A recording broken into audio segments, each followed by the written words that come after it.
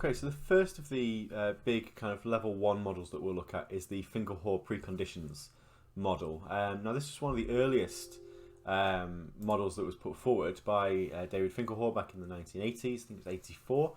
And essentially what this is a descriptive model of child sexual abuse. So it's like I say, quite an old theory. It was the first way of properly understanding or properly trying to conceptualize what the offence chain looks like for people who have committed child sexual offences. And the kind of fundamental assumption that underpins the entire model is that to get from a place of motivation to offence, you need to overcome a range of different barriers to offending. We'll look at what these look like more specifically. So it starts off with an individual having a particular motivation to offend. Now what this means is they may have a particular sexual interest, so it might be that they have paedophilic sexual interest. So if you're going to try and apply this to adult offences, then maybe they have biastophilia, which is a sexual interest or a sexual arousal towards coercive sexual encounters. It may be that they have some kind of emotional congruence with children, and what we've learned from a previous video is that people who have deviant sexual interest, particularly sexual interest in children, tend to have also an emotional congruence with those individuals or with that age group. So what that congruence might be is kind of motivating a likelihood to offend or a propensity to offend. It doesn't necessarily mean that an individual will offend, but it sets them on that trajectory potentially. It may be that there's distorted sexual expression. So what this means is that an individual, typically a man, will be in a relationship with an age-appropriate woman, and they may be sexually dissatisfied within that relationship. They may have disrupted sexual expression where they're not able to, maybe act out some of their sexual fantasies, or they're just not getting as much sexual activity as maybe they want to. That then maybe motivates them seeking out a sexual outlet in other places. Once someone has that motivation though, they need to start to overcome some internal inhibitors. So what this means is that an individual may have a sexual interest in children, but they know that acting on that is wrong.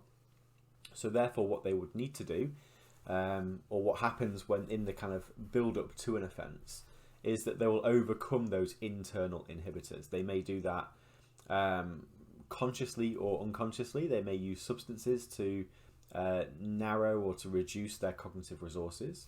They may, under conditions of stress, be more likely to fall back on those antisocial or unhelpful patterns of sexual arousal or sexual expression. They may develop cognitive distortions. This wouldn't necessarily be a conscious decision to overcome some inhibitors, but they may serve a function of maybe rationalizing the sexual thoughts that somebody has. So for example, if somebody has paedophilic sexual interests, they may start to rationalize that by thinking about children as maybe having some kind of sexual agency to minimize the distress maybe that sexual interest brings about in them. So people can overcome internal inhibitors in a range of different ways. This has real links to social cognitive theory from the kind of Gannon perspective, in terms of the motivation can be conceptualized as a cognitive structure, and the overcoming of an internal inhibitor can be maybe the limit on cognitive resource that would ordinarily help you to refrain from acting on that cognitive structure. Once someone has overcome their internal inhibitors, what that means is that they're motivated to offend, and they've kind of justified to themselves that that's something that they can do. What then happens is they might seek out opportunities to offend. Now this is referred to in the model as overcoming external inhibitors. So seeking out opportunities, maybe they will, volunteer in places that will give them access to victims. And essentially what they're trying to do is to get potential victims alone in these kind of situations that would allow for an offence to take place. So babysitting, for example, maybe tutoring of children or older children, to give people access to a potential victim group. Once that access has been obtained, then overcoming victim resistance becomes the final step on that kind of process to offending. So this can be done obviously by force. It can be a physical attack or threats of a physical attack. It might be that the victim is groomed in some way to almost become complicit in that that sexual encounter. And when I say complicit, I don't mean to kind of put blame on that victim, but they may become on paper anyway, a willing participant in that sexual encounter at the time, irrespective of the fact that that willingness is coerced in some way. And it may be that the victim's cognition is also becoming distorted. So this idea of, we quite often hear kind of perpetrators of sexual violence, particularly around kind of hebephilic sexual violence, talking about the fact that they were teaching their victims how to have sex, essentially. So that kind of reframing of abuse to a teaching opportunity is one way of potentially overcoming victim resistance through distorting the victim's cognition. Now, obviously, this is a very kind of basic stage-based, process-based model. It is very kind of straightforward, hopefully, to understand. And the sequential nature of it, I think, makes it even more easy to kind of get your head around. Now, that simplicity also comes at a cost in that it doesn't really fully explain the kind of situational factors or other factors that might be present in the build-up to an offence. That said, it is a very important first step. Remember, this was first formulated in the 1980s, in the early 1980s. So we're now talking about nearly 40 years ago.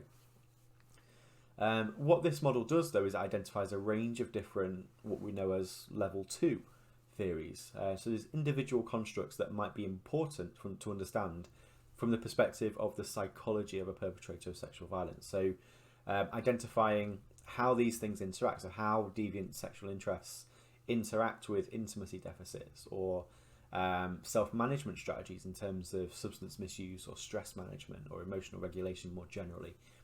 Understanding how these things fit together is a really important first step to some of the later models that we'll look at in a few videos' time. And to give you some critique, this is primarily applied to child sexual offending, so offences that are committed against children. I think you can potentially make an argument that it can be applied to adult offences as well, but the kind of thrust of this argument and the thrust of this theory is that it explains child sexual offending. It is, as we've already said, quite overly descriptive, and it is theory neutral. Now, some people see this as a negative, others see it as a positive, in that the Finkelhor model is not wedded to any specific school of thought in psychology. It's not a behavioural theory. It's not a cognitive theory. But that said, it means that the kind of internal consistency of the model sometimes can be questioned. And it's not empirically driven. It's based around Finkelhor's own clinical observations. So testing some of these observations becomes quite difficult when you see these kind of motivation, internal inhibitors, external inhibitors as quite distinct stages. It's quite difficult sometimes to really identify how do we actually test the association between a motivation and an internal inhibitor. How do we test when someone's overcome an internal inhibitor and then moving on to overcoming external inhibitors? It's quite difficult to study that in a systematic and comprehensive empirical way. So yeah, that's the Finkelhor model. Fairly basic 4 preconditions of child sexual offending.